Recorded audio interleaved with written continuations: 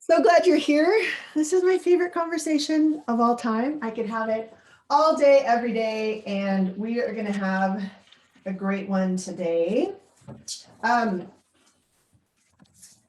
going to go over a few things before we jump into what I have prepared and then some of your questions. This is going to be a very interactive, I hope, experience for you. So I want to show you the way that we can interact that is most helpful for me, because along the bottom of your Zoom bar, there's two buttons. There's a chat and then there's a Q&A. The chat is hard for me to follow because your comments disappear the more people add comments. I would prefer that you use the Q&A box. So can you see that little Q&A box down there? It has the two little bubbles. If you have any questions, if something isn't clear, that's where I'm going to ask you to give me some information. So everybody find the Q&A box and just tell me where you live. So put it in the Q&A box where you're joining us from. Elodie's here from France. It's late for you, honey. Ontario, Canada, Manchester, the United Kingdom, Virginia, San Francisco, California, Virginia, got a few Virginians here. Belgium, 8 p.m. Alice, I'm glad you stayed up for this. All right, yes, you guys have got the hang of the Q&A box. So at a couple different times, I'm going to have some questions for you to ask to really kind of deepen your understanding of this material. And I'm going to give you some things to think about, and you can ask me your questions in that Q&A box. So that is that. I have some information to present, and then I'm going to take your questions. This presentation really comes out of the work that I have done on and with myself over the last, I don't know, 3 or 4 years intensely, but over the last 18 months, I have spent a lot of my life feeling trapped by other people's opinions, other people's expectations.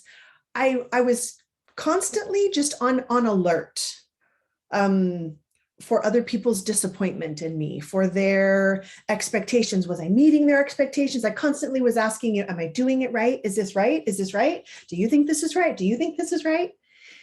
I really had a hard time saying no to things that I didn't want to do and saying yes to things that I did want to do.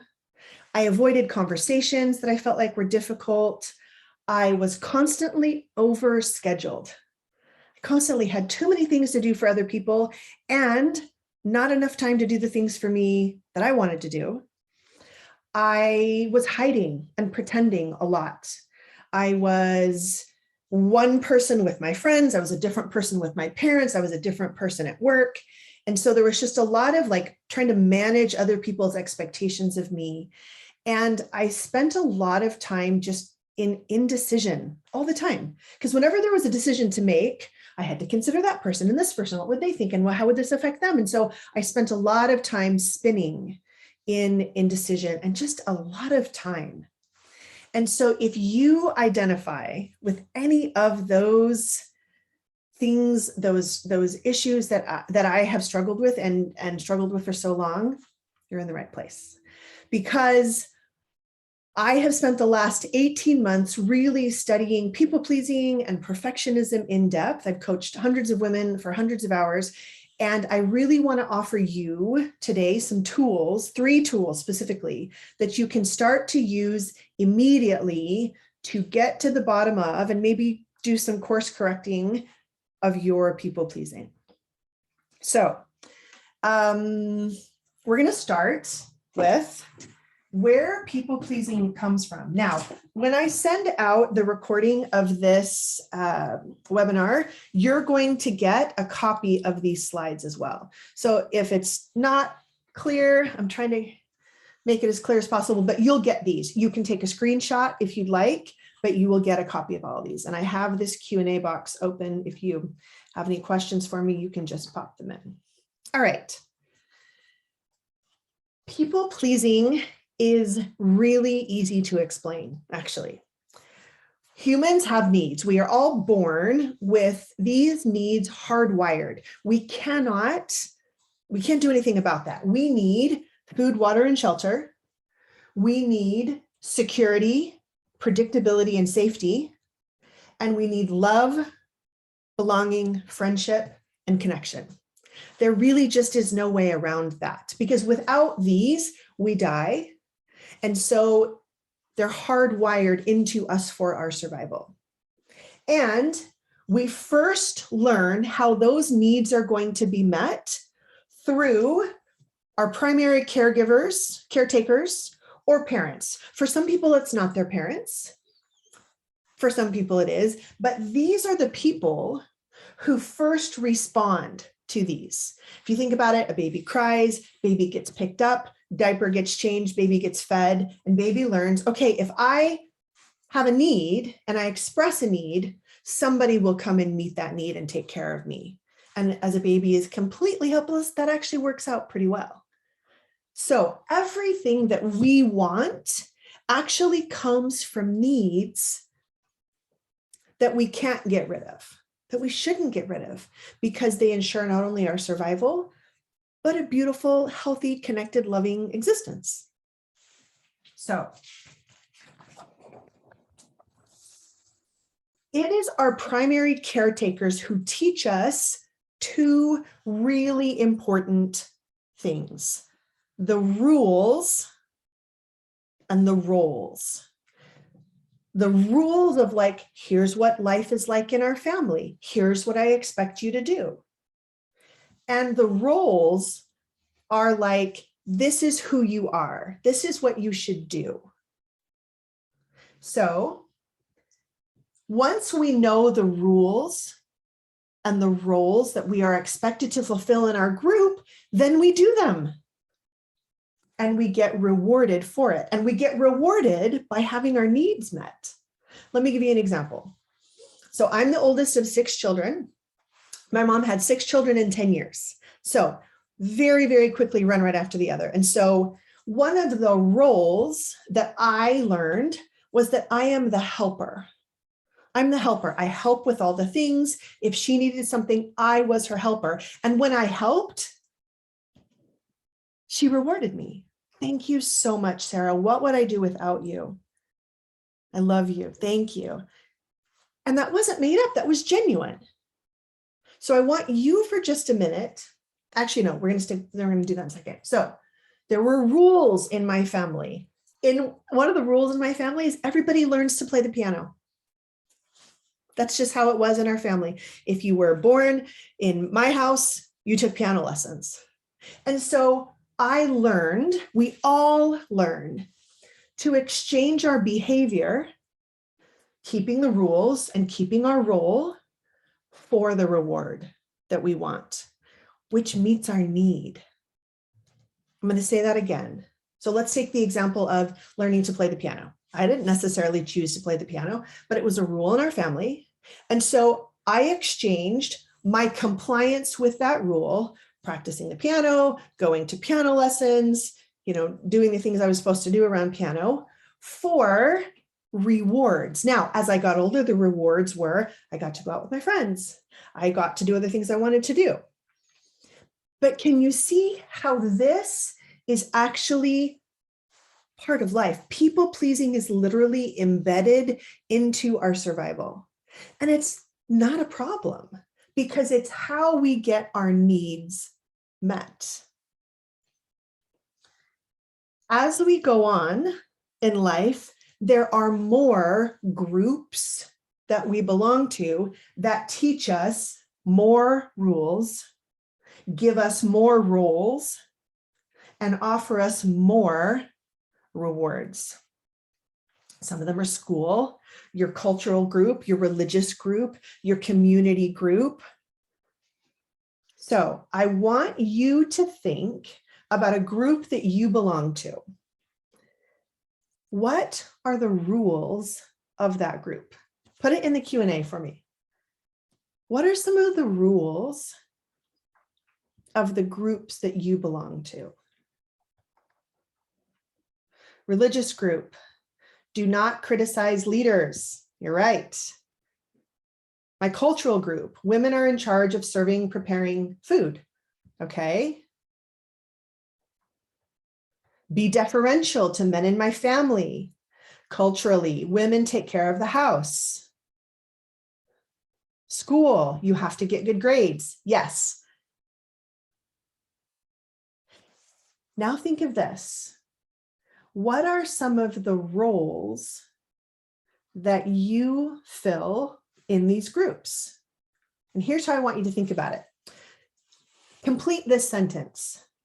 I am the one who, or it's my job to. What comes up for you? This is always so fun for me. I am the one who fixes all the things. I am the one who people count on to get it done. I am the one who keeps the family going. I am the one who keeps people happy. Yeah. Isn't it interesting? All of these roles and rules, they're there. I'm the one that makes sure everything goes well. I'm the one who handles all the emotional issues of our children. It's my job to stay happy and ease the burden of my pain for others. So fascinating. I'm the one who answers everyone's health questions. I'm the fun hostess. I always have to be on. I'm the one who keeps the peace by going along to get along. All right. If there's any others, pop them in there, because this is the crazy thing about these roles and rules, is that they're with us for so long, since we were very, very little. I mean, think about a parent interacting with a child and teaching them, no, can't do that. Yes, you can do that.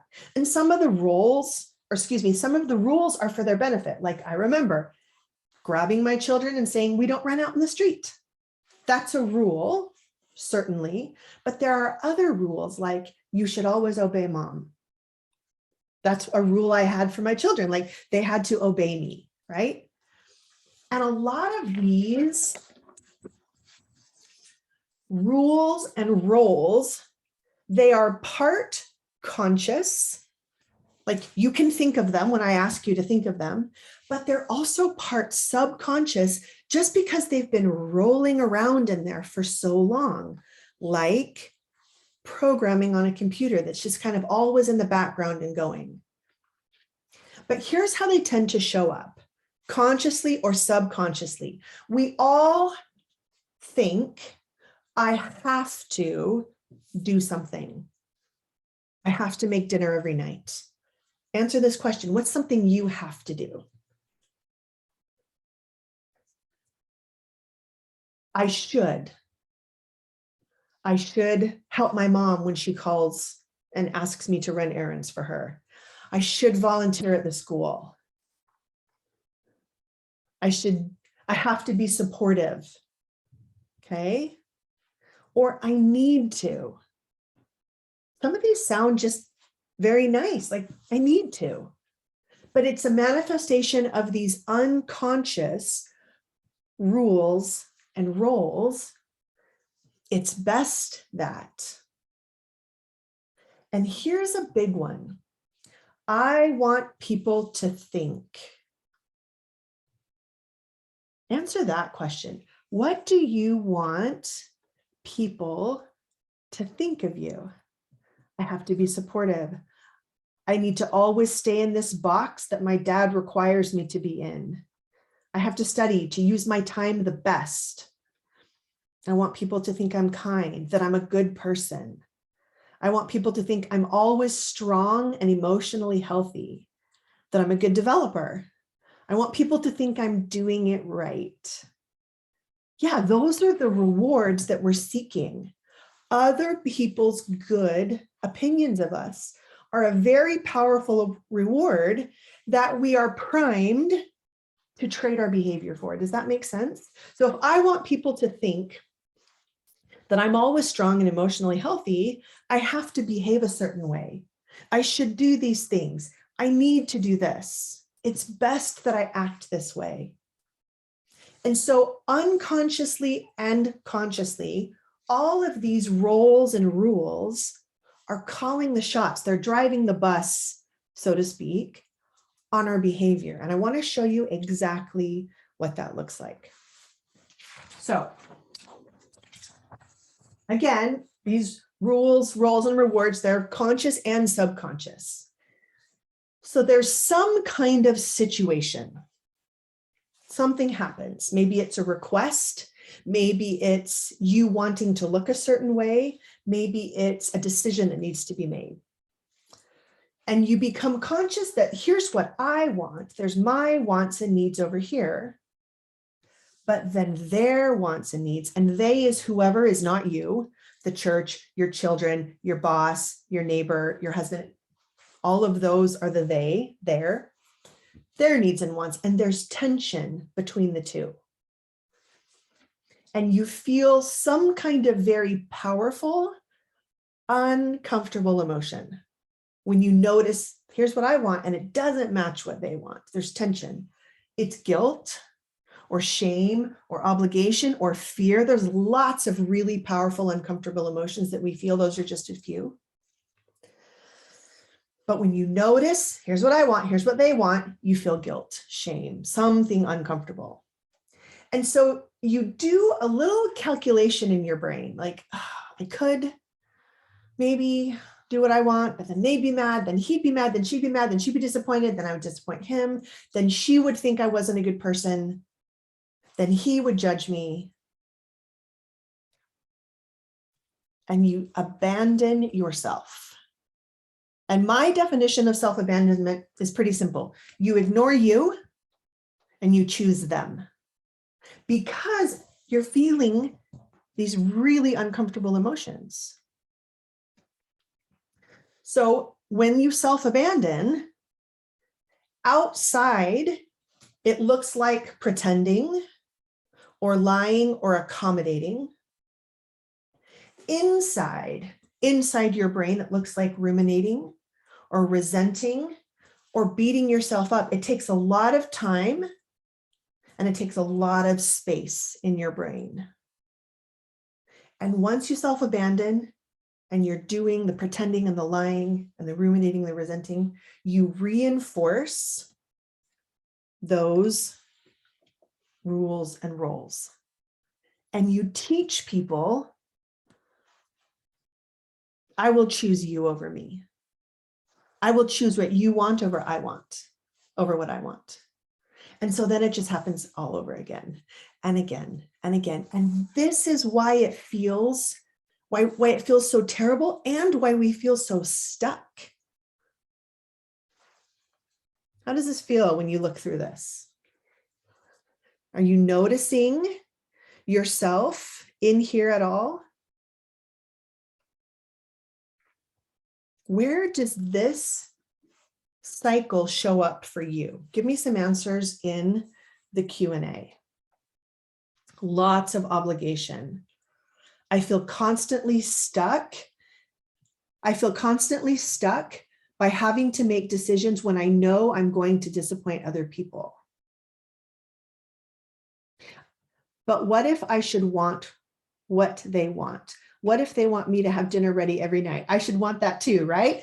We are going to get to that question. Absolutely. The one thing that I want you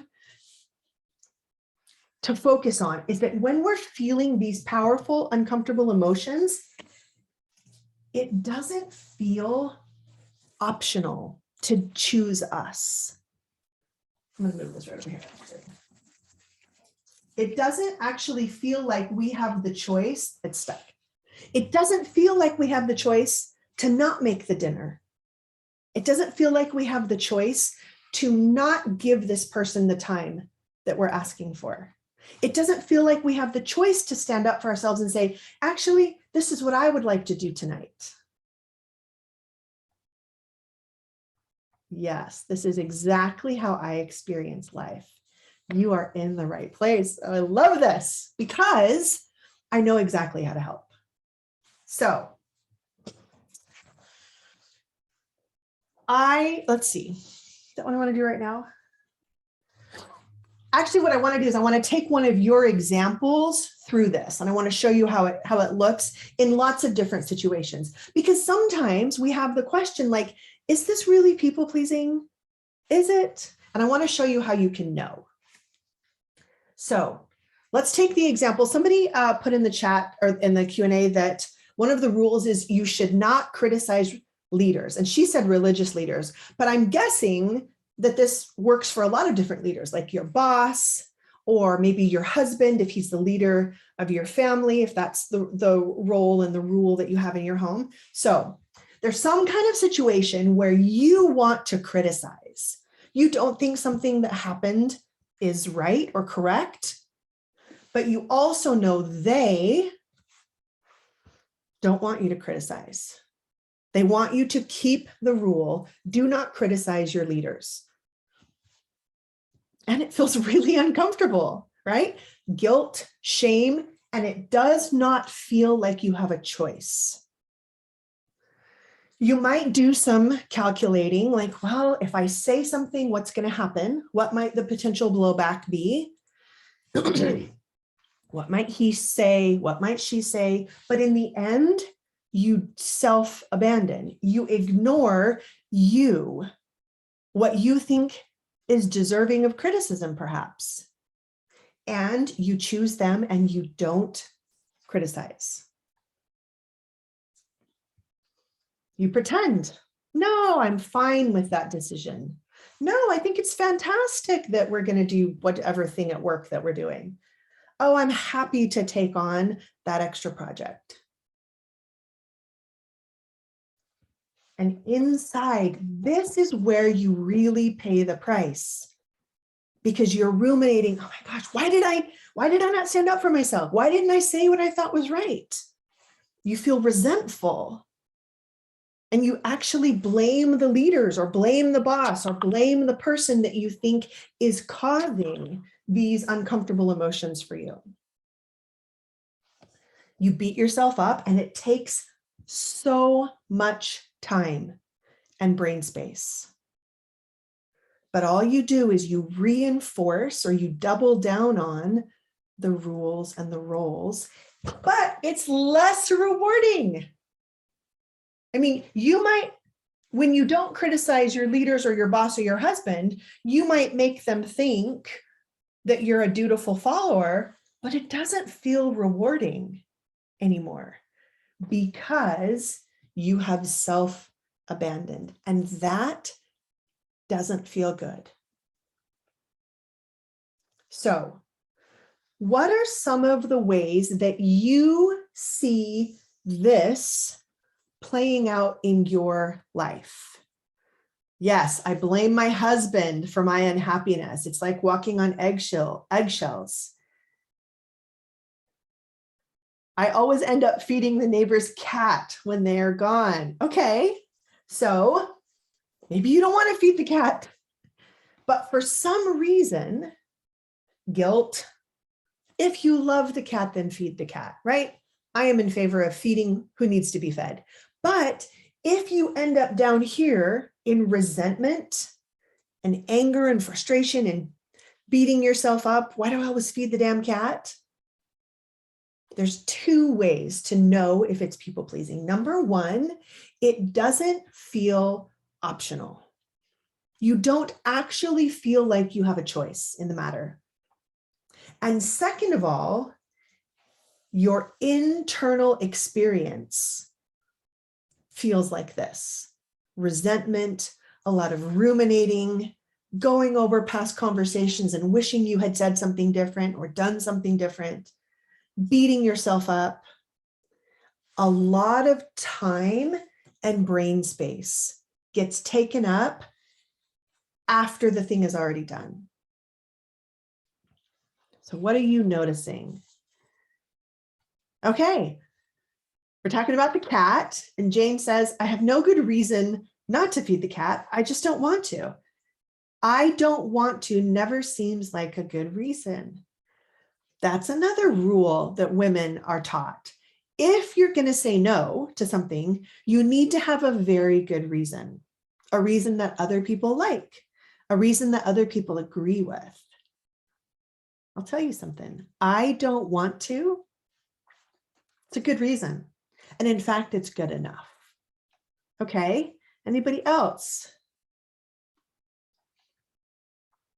I notice when my husband asks me what I want to do for our date night, I never feel confident suggesting something that I know he won't like taking a dancing lesson.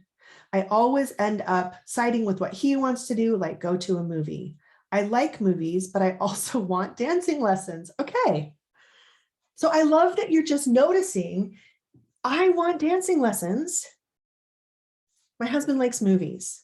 Now, one of the things that we are taught is that it's either me or my husband. Like one of us has to, one of us wins and one of us loses.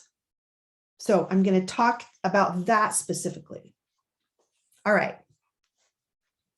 So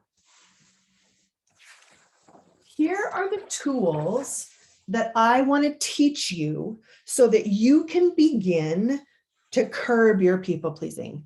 They're very simple, but they're very, very powerful. The first one is called the pause. Very self-explanatory. It's just some kind of memorized phrase that creates space and time. So you use the pause right here. There's some kind of situation. Husband says, what would you like to do for our date night this week? Some kind of memorized phrase is necessary because what you're used to doing is saying, well, whatever you want. But when you have a phrase in your back pocket, like, I'd love to think about that and get back to you. Or, let me take some time to mull that over. Or, hey, that sounds really fun. I'd love to go on a date with you. Let me think about what I'd like to do. Or an opportunity, let's go back to the making dinner, okay? Somebody wants dinner. Maybe you're not quite so sure that you want to do that. Let me take some time to think about how I could make dinner in a way that works for me and for you. Because in the moment, remember, we're very used to just going through these steps and self-abandoning. Last week, there was someone on the webinar who said that every night she reads a book to her son because she thinks that's what good moms do. My guess is there are some nights when she doesn't want to read the book. She's tired. It's been a long day. Something unusual has happened. And so the kid says, Mom, I want the book. Some kind of memorized phrase like, give me just a few minutes. I need to think this through. What memorized phrases are coming to mind for you? Like as you think about how you could use the pause, what is a possible memorized phrase that came up for you? So the pause gives us two things, time and space. And it doesn't have to be a lot of time. It doesn't have to be a lot of space. It's just a moment where you can pause. Because, let's see, any other memorized phrases you're coming up with? I'll think about that and I'll get back to you. Let me check if I'm available. I'd love to see if that works. Let me check my calendar. Fantastic. Yeah, you guys know exactly what I mean. It's so simple, but it's based in this idea that unless I pause, I'm just going to do the same thing over again because it's what I've done for a long time. It's just what I've practiced. So I need the pause to give me a minute so that I can self-connect. Now, self-connecting is also very simple and so powerful. I want everyone to take their hands and I want you to put them on your body somewhere that feels loving and connected. For me, it's right here. I have some clients who like this, or this, or this, like on their shoulders or their neck, or their stomach, or solar plexus area. So everybody do that. Because even though you've given yourself a pause, you're still going to feel those uncomfortable emotions. And what self-connection does is it focuses your attention on you. You breathe and you connect with your body. I like to close my eyes and I'm just asking myself the question, what do I want here? What do I want? Do I want to read the book? Do I want to criticize the leader? Do I want to feed the cat? Do I want to make dinner? And as I take big, deep breaths and I'm asking myself, what do I want? Then I need the third tool, which is to process the powerful, uncomfortable emotion. So I'm connecting to myself. I'm asking myself, do I want to say something about what I think this leader has done that I think is wrong?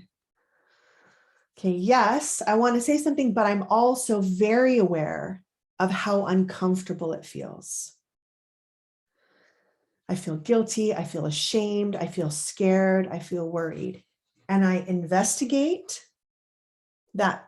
Let's go with fear. Let's just choose one. So I'm thinking about criticizing my boss, saying in our next employee meeting, I think that decision was wrong. I think we need to do something else. Whew, right? There's going to be some fear that comes up. And I breathe and I investigate that fear. This fear is so interesting. I describe it. It's heavy. I feel it like prickling all up and down my face. I breathe. I continue to just breathe and be with that emotion. I watch it. And the whole time, because I'm connected to myself, I'm sending the message, you're safe with me. Even though you're feeling this fear, you're safe. So let me show you.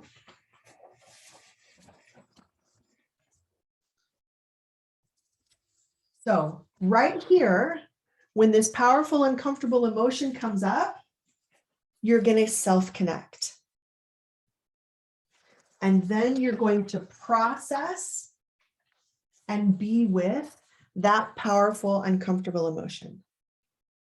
It might not change your decision, but what it begins is the process of paying attention to yourself.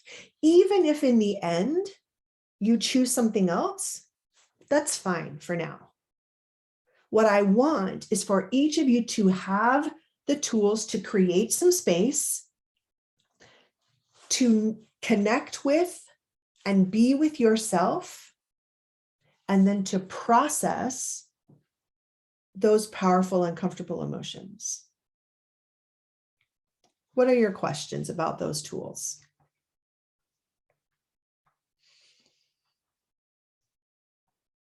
Evelina, great question.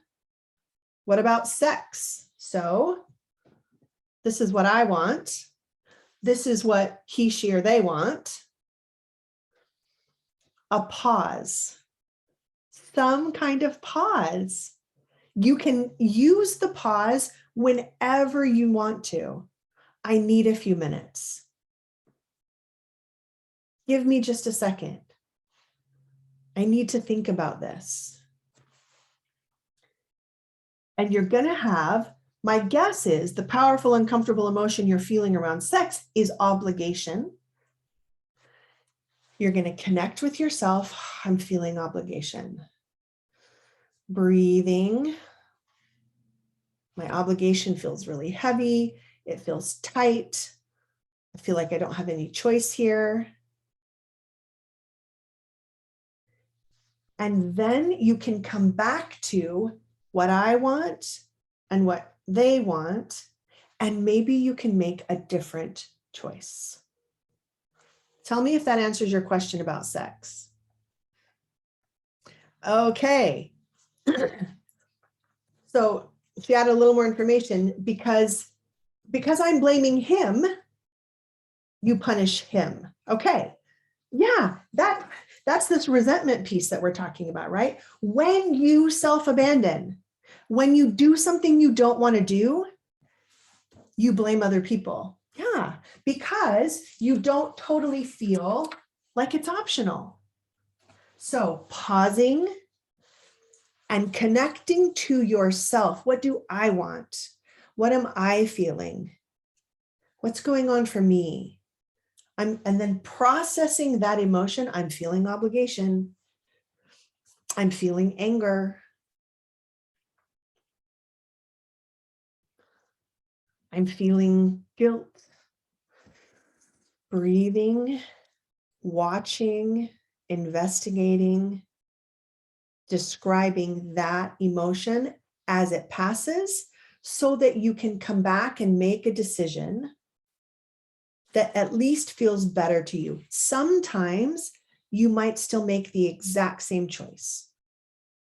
But what I want you to do for now is to just practice focusing on yourself, because people pleasers are connected to everybody else.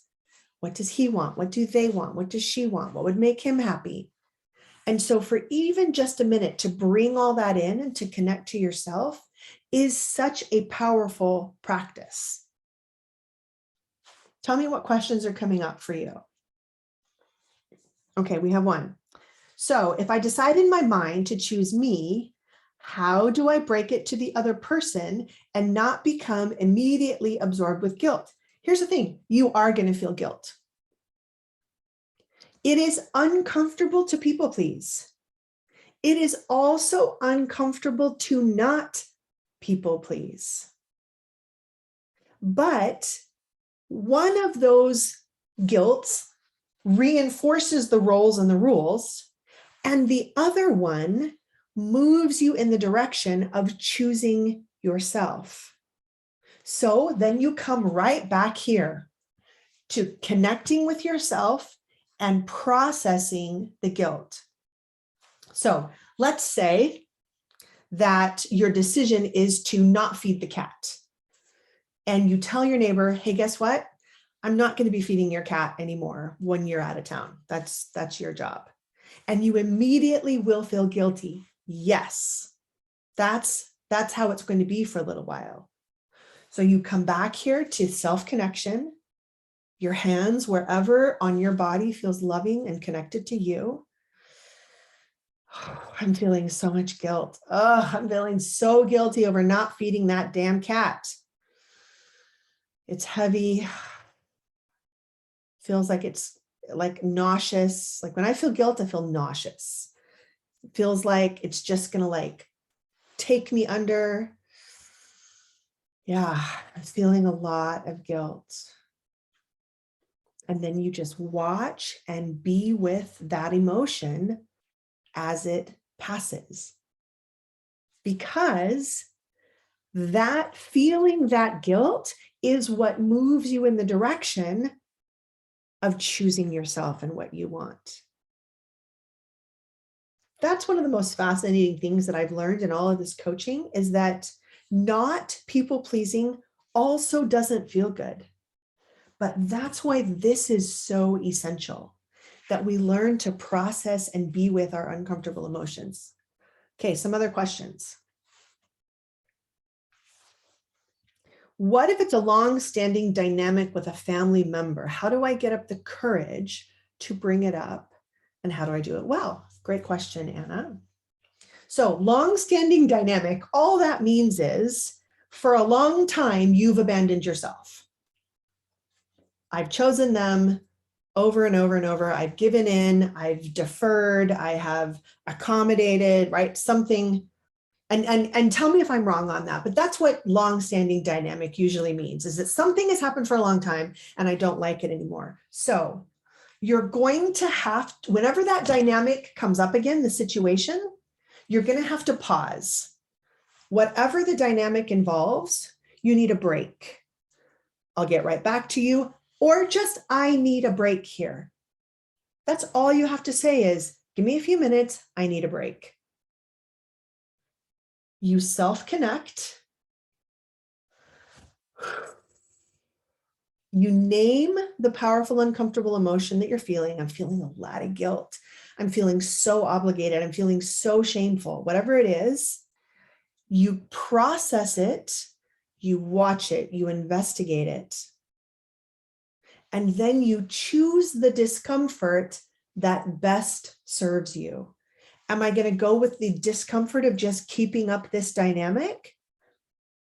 Or am I going to go with the courage? Courage doesn't actually feel very good, people. I mean, I know when we see it in the movies, that's where like the music swells and everybody, feels really good about what's going to happen. But when you think about the actual experience in your body of courage, it doesn't feel good because there's fear. That's why you have to have courage, because you're afraid. So choosing that fear, processing the fear. I'm having a lot of fear right now. My brain is racing about all the things that are going to go wrong if I try to break this long-standing dynamic that we've got going on here. You process it and you watch it. And if you can make a different decision, you make a different decision. You choose yourself. If you can't, it's okay. But you do not beat yourself up for it. And you just do it again. You pause, you connect, and you process. You pause, you connect, and you process. Until you feel comfortable enough to choose the uncomfortable emotion that goes along with not people-pleasing. Let me know if you have any more questions about that. Here's what I want you to do right now. I want you to just guess and put it in the Q&A how the real culprit here. Remember, 2 ways to know if it's people pleasing. Number 1, it doesn't feel optional. Feels like you have no choice. And you spend a lot of time doing these things, ruminating, resenting, self-doubting, replaying old conversations, wishing you had done or said something different, worried about their judgment, feeling anxious about their disappointment. Just take a guess. How many hours a day do you spend here in your head? Maybe your body outside is doing the jobs you're supposed to do. If we were watching you, we might not know a lot was going on, but inside there's a lot of this internal action going on. Just guess and put it in the Q&A for me. How many hours a day you spend doing that? And we're going to do something really fun. Okay, so some days it's 2 hours. Other days it's 4 hours. Okay. Some days an hour or so, sometimes most of the day, 5 hours a day, 8 hours a day. Okay. Most of the day, sometimes it's less, sometimes it's more. Just guess. And then when you have a guess, I want you to, if you have your phone handy, take out your phone and pull up the calculator. And kind of the guess that was kind of right in the middle is 5. So my example, I'm going to do with 5, but you put in whatever amount of hours per day you said you spend doing this, ruminating, beating yourself up, worrying, feeling anxious. So 5 times 7 days a week. So Fidelina spends 35 hours. Thank you for letting me use your number, Fidelina. 35 hours a week people pleasing. And that costs her actual time, actual brain space. That's what I want you to understand, is that all of this, there's an actual price you are paying with your time and your energy. Now we're going to take that 35 hours a week and we're going to multiply it times 52 weeks a year. 1,820 hours a year resenting, ruminating, worrying, feeling anxious, worrying about other people's opinions, blaming, judging. Yeah. Any of you want to share your numbers? So number of hours per day times 7 days a week times 52 weeks a year. 1,927 hours, 1,092 hours, 2,800. Yeah. 720 hours. 728 hours plus. This is why I do this. Time is the one thing we cannot get more of. And so much of our time as women gets spent here. This is exactly why I created the Stop People Pleasing Group Masterclass, because we are actually paying a price as women every day with our time, with our energy, with our effort, with the space in our brain because of our people pleasing. It's 16 weeks and it's $3,000. And here's what we do in those 16 weeks, because I want you to leave today having a very good idea if you want to schedule a consult with me to talk about how this group masterclass can get you more time, get you more of your brain space back. We spend a lot of time understanding and recognizing where your individual people-pleasing comes from. We really dig down on what are the rules that you grew up with? What are the roles that you were expected to fill? And how were you rewarded? You learn to stop worrying about other people's opinions. We process all of that guilt and fear. You really learn how to use those tools of self-connecting and processing negative emotion to disconnect from what other people think of you in a really healthy and beautiful way. You learn to confidently make your choices. No more time spinning in all of the possible worst case scenarios of what he's going to do, what she's going to do, this example of why they're going to be mad at me. You learn to really watch that and disconnect from all of it. You discover and you go after what you want. Do you know what you want? Such an incredibly simple question, but for many women, they don't know what they want. They've been told for so many years, this is how you should be. This is what we expect of you, that when given, I remember when my kids went to school, I had entire afternoons where I was like, what do I want to do? I'm just so used to meeting their needs and to doing everything they want. When I have time, what do I want? So we discover and go after what you want. You learn to balance you and them, your needs, your wants with their needs and their wants, because one of the things that we are taught to believe, which is just completely incorrect, is that it's either me or them. Either I win and they lose, or they win and I lose. And actually, there's a way for all of you to get more of what you want. You learn to balance that really beautifully.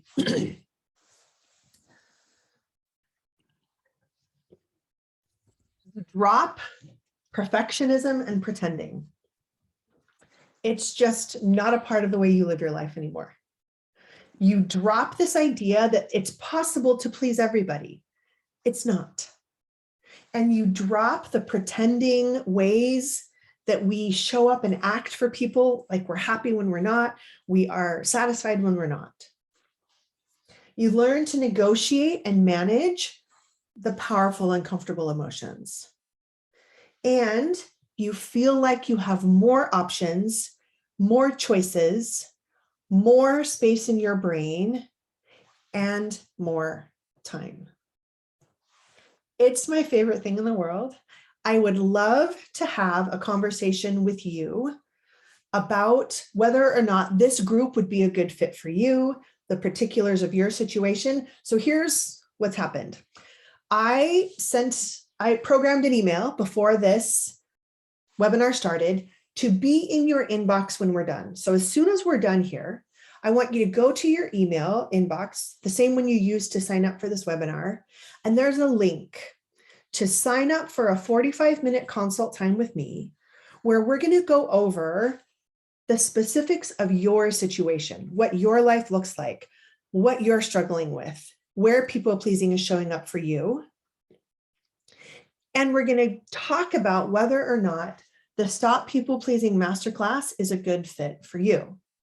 Now, this is a conversation I love to have most in the world. And interestingly enough, I am most interested in you getting the help you need. If it's the class, fantastic. I would love to have you. If it's not, I would love to suggest some other things and other work for you to do that could be beneficial. So either way, sign up for the consult, because you'll leave with some more personalized options. If you have questions that you think of after the webinar, I would love to have the chance to answer those. And that's the purpose of the consult. So please put any last questions that you have in the Q&A that I can answer now. But don't worry, because even if you think of questions later, you can always sign up for the consult. Okay, one question. You reference women a lot. Do men do this too? Yeah, men are huge people pleasers. I just don't work with them. In the group masterclass, it's all women. This actually gives me a good chance to explain a little bit more about this. It's all women. In this next group, we start on March 15th. We meet at 9 a.m. Pacific on Tuesday mornings. All of the women who sign up come to the same meeting. If you've seen a Zoom room with a lot of people in a lot of different boxes, that's exactly what it looks like. And everybody gets the chance to go through some coursework together. I teach much in the same way that I taught at the beginning of this class. We learn about all the different factors influencing people pleasing, and then you get coached. You actually learn in two really amazing ways. You learn by getting your own coaching, and you learn by listening to the experiences of other women. Because sometimes when I'm in it myself, I have a hard time seeing it because I'm in it. It's happening to me. But when I'm listening to someone else in my class describing their experience, all of a sudden I can see it, and I can see how they're people pleasing, and I can apply that to me. So the group container is just a really beautiful, intimate experience. There will be no more than 15 women. We'll meet every Tuesday, 9 a.m. Pacific on Tuesday morning, starting March 15th for 16 sessions. And this is the work we do. So I'm watching for any more questions. Okay, is it our responsibility to tell if other people are people pleasing us, or do we let them worry about themselves? I don't want to take advantage of anyone. Great question. I think it really just depends on the relationship that you have with them. If this is someone that you have a close relationship with and you have an open style of communication, you can bring it up. You say, hey, I notice what kind of seems a little bit like some people pleasing here. How do you feel about it? Because again, they are having the same experience, right? They might be feeling like they have no options. And they might be doing a lot of this in their minds, ruminating and beating themselves up, feeling anxious. So yeah, if you have the type of responsibility with them, or the relationship with them to where you can talk about that openly, yeah. If you don't, maybe not. It's kind of it's a personal call there. Any other questions? Okay. Oh, I love this. Jane, the same person who asked that question about, do I tell other people? She said, actually, I'm worried about this for the same reason I people please.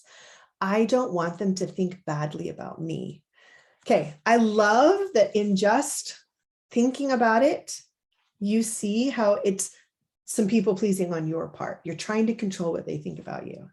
That comes up all the time in our Stop People Pleasing group. And it's one of the most interesting parts of our work together, is that we discover lots of different people pleasing that we aren't always aware of. Because remember, some of this is just subconscious. We're not aware that we're doing it. So any other questions I can answer for you today? I'll look one more time at the Q&A. So again, you have an email in your inboxes right now. I invite you to use the link to set up a consult with me, because I really want to help make sure that you get the help that you need, whatever the next steps look like. For some of you, the group people pleasing masterclass is going to be amazing. It's going to be exactly what you need. And for others, maybe not. I'd love to help either way. So use that link. I don't see any other questions. I'm going to let you out 5 minutes early for good behavior. I am available through my website,